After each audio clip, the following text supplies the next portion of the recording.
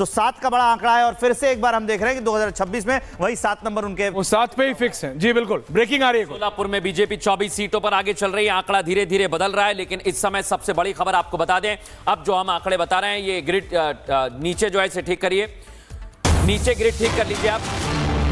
बड़ी बात यह है कि धारावी में इस समय जीत हुई है, लेकिन ग्रिड आप नीचे ठीक कर लीजिए। बाकी हम आंकड़े आपको बता रहे हैं। इस समय जो सबसे बड़ा आंकड़ा है जो बीजेपी के पक्ष में जा रहा है वो 2 जगह का ऐश्वर्य जो है पुणे का, और पुणे के साथ साथ नागपुर का, जो अभी विवेक बता रहे थे। कांग्रेस पार्टी ने जीत दर्ज की है। कांग्रेस पार्टी के लिए एक आध सीट तो मिल ही जाती है, लेकिन एक आधी मिलती है ऐश्वर्य। लेकिन कांग्रेस 10 पे है।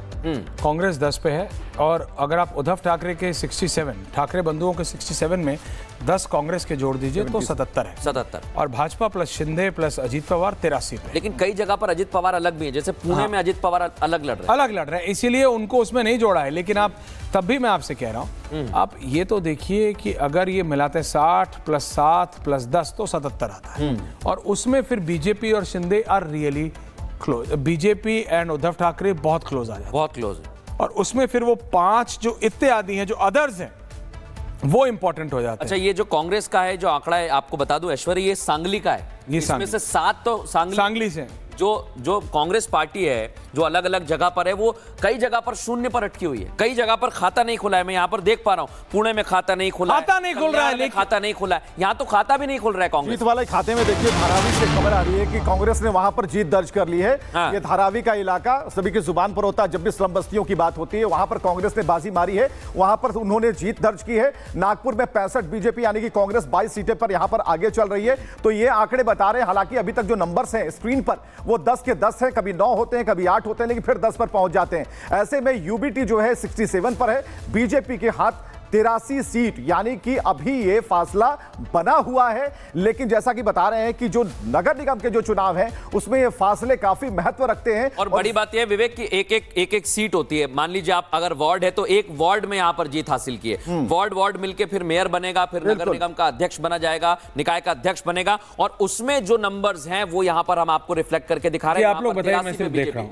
नहीं, आप लोग बताइए। Vivek what's the breaking news? Breaking news क्या है? बड़ी अपडेट यही है अभी कि मीरा भयंदर में बीजेपी के 4 उम्मीदवार जीते हुए हैं, और एक और धारावी से जो कांग्रेस ने जीत दर्ज की है, ये भी बड़ा इंपॉर्टेंट है। पिछले कुछ दिनों जो धारावी से खबरें आई थी जो हम चला रहे थे, उसमें कुछ विरोध के स्वर दिख रहे थे। मुझे लगता है कि शायद इसी का नतीजा है कि कांग्रेस के कैंडिडेट को अब की बार धारावी के लोगों ने चुना है, इसकी वजह से ये फायदा मिलता हुआ। एक मैं सिर्फ उस पर्टिकुलर इलाके, लेकिन मैं आपको फिर बताना चाहता हूं क्यों बीजेपी इतनी कंफर्टेबल है और क्यों बीजेपी ने ऑलरेडी प्रेस कॉन्फ्रेंस बुला ली है। क्योंकि पुणे में से 165 वार्ड में से सिर्फ 52 वार्ड आया है।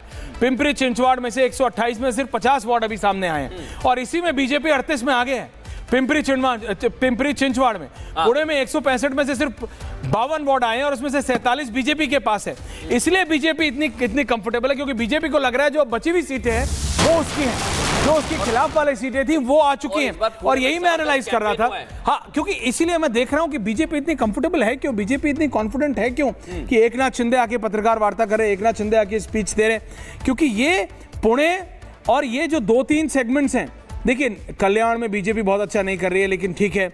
जलगांव में बीजेपी ओके है, क्योंकि बीजेपी 11 है तो शिवसेना 8 है। पिंपरी चिंचवाड़ और मैं क्या बता रहा था आपको, और थाने, पिंपरी चिंचवाड़ और पुणे, माफी चाहता हूं, पुणे और पिंपरी चिंचवाड़। पुणे में 52 आए हैं सिर्फ 165 वार्ड में से विवेक और मृदुल, उसमें से 47 भाजपा के पास है और 3 अजीत पवार के पास है। पिंपरी चिंचवाड़ में 128 में से 50 आए हैं सिर्फ, और 38 भाजपा के पास हैं, और अजीत पवार के पास 11 हैं। और इसमें बीजेपी को उम्मीद है कि अब जो आने हैं वार्ड, उससे सीटें बीजेपी को आनी है। इसलिए बीजेपी को लगता है कि अगली 30 सीटें वो बहुत आसानी से निकाल ले जाएंगे।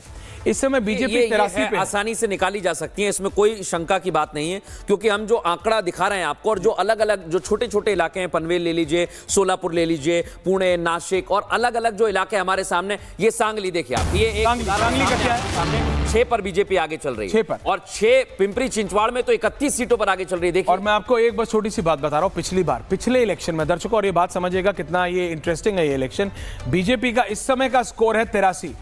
पिछली बार उद्धव ठाकरे 84 से जीत गए थे, बीजेपी पिछली बार 82 पे हार गई थी, और इस समय हाफ पे आधी सीटें आई हैं टोटल में से, और बीजेपी 83 पे है। कांग्रेस पिछली बार 31 पे थी, इस बार सिर्फ 10 पे। अगर सबसे ज्यादा नुकसान किसी का हो रहा है तो वो कांग्रेस का हो रहा है। एनसीपी, अजीत पवार, शरद पवार सब मिला के थे 9 थे। महाराष्ट्र नवनिर्माण सेना जिसकी बात आप कर रहे थे विवेक, वो पिछली बार भी 7 पे थी जी। है ना। समाजवादी पार्टी 6 पे थी, अदर्स 8 पे थे, टोटल 227 थी, वही है 227। लेकिन जो कांग्रेस की 31 खत्म हुई हैं, उस 31 में से ये जो डिवाइड हो रही है वो बीजेपी लेके जा रही है ज्यादा, और वहां उनको नुकसान हो रहा है। और राज ठाकरे को पिछली बार से अभी में नुकसान है, क्योंकि राज ठाकरे अभी 60 पे है, तो सॉरी उद्धव ठाकरे अभी 60 पे है। पिछली बार उद्धव ठाकरे 84 पे थे, पिछली बार उद्धव ठाकरे कितने पे थे? 84। शिवसेना अनडिवाइडेड यानी उद्धव ठाकरे एकनाथ शिंदे 84 पे थे, 28.29 उनके पास वोट शेयर था। इस बार बीजेपी ऑटोमेटिकली अपने आप 83 पे, पिछली बार 82 पे हार गई थी, पिछली बार से बेहतर रिजल्ट है इनका, नंबर तो ज्यादा ही है, पिछली बार से ज्यादा है, बिल्कुल, और अभी नंबर बची तो है ज्यादा ही सीट। किस लिए बीजेपी कॉन्फिडेंट है, मैं सिर्फ ये समझना चाह रहा था। फिर मैंने ये दो देखा, पुणे और पिंपली चिंचवाड़, फिर मैंने सीट देखी, फिर मुझे समझ आया कि उन्हें लग रहा है 10 सीट तो ले ही लेंगे। ये तो 10 सीट हमारी है, लेकिन देखते वहां की जनता, लेकिन देखते वहां की जनता ने कैसे रिस्पॉन्ड किया। ब्रेकिंग न्यूज क्या है विवेक, आपके पास ब्रेकिंग न्यूज आ रही है, मुझे बताओ। बिल्कुल बड़ी अपडेट है। ये एक आंकड़ा भी मुझे लगता है कि इस पर चर्चा कर लेना चाहिए। जो अब की बार वोटिंग परसेंटेज रहा है 52.94 का रहा है। 2017 का जो परसेंटेज था वो 55.33 का था। जी विवेक। तो अब की बार वोटिंग परसेंट का अंतर भी बहुत कुछ बताता है। नासिक आया, भिवंडी आया, अगर आप बताना चाहें हमारे दर्शकों को। बिल्कुल, नासिक का जो अपडेट है वो मैं बता देता हूं दर्शकों को। नासिक से बीजेपी आगे जाती हुई हमें दिख रही है। ये जो अपडेट आया मृदुल, जरा उसको। बीजेपी 8 पे है, शिवसेना ठाकरे 3 पे है, शिवसेना शिंदे 5 पे, एनसीपी 2 पे, कांग्रेस 0। भिवंडी में 90 में से सिर्फ 19 आए, बीजेपी 9 पे है, शिवसेना 6 पे है, अदर्स 4 पे, एनसीपी 1। अगली ब्रेकिंग आ रही है मृदुल। बिल्कुल बड़ी खबर आपको बता दें, नवी मुंबई में बीजेपी 22 पर, शिंदे 25 पर आगे चल रहे हैं, लेकिन अभी जो आंकड़े हैं वो हो सकता है बदल गए हैं। 85 बड़ी देर बाद आंकड़ा बदला है, ये बड़ी देर से स्लो चल रहा था, लेकिन अब धीरे धीरे बदल रहा है। 18 का गैप। 85 पर बीजेपी और शिंदे आगे चल रहे हैं, 18 का यूपीटी 67 पर, और ये जो गैप है, ये गैप 18 से मेंटेन हो रहा है, ये 19-20। बिल्कुल, एक इस बीच मृदुल एक बयान भी आया, शिवसेना नेता है शाइना एनसी, उन्होंने कहा है ट्रेलर है, ये ट्रेलर है, पूरी पिक्चर बाकी है और अगली तस्वीर 1 घंटे में साफ हो जाएगी।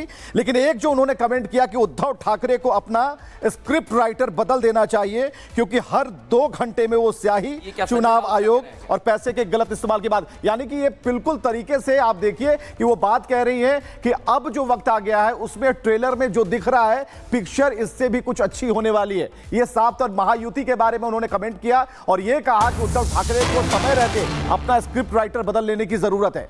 और बड़ी बात यही है कि अगर एक एक करके ये आंकड़े आ रहे हैं, बीएमसी में दूसरे दौर की गिनती शुरू हो गई। ऐश्वर्य, ये दूसरे दौर की गिनती कहां जाएगी, क्या लगता है? ये आपको दिखा रहा है बीजेपी 85 पे है, ठाकरे बंधु 67 पे हैं, और अगर आप इसको डिवाइड करें तो एक बार फिर आप देखेंगे कि बीजेपी और एकनाथ और उद्धव ठाकरे में 5 सीटों का फर्क है। बीजेपी 65 पे है, शिवसेना उद्धव ठाकरे 60 पे है, मनसा 7 पे है, 7 पे, वो 60 पे है, वो 7 पे है।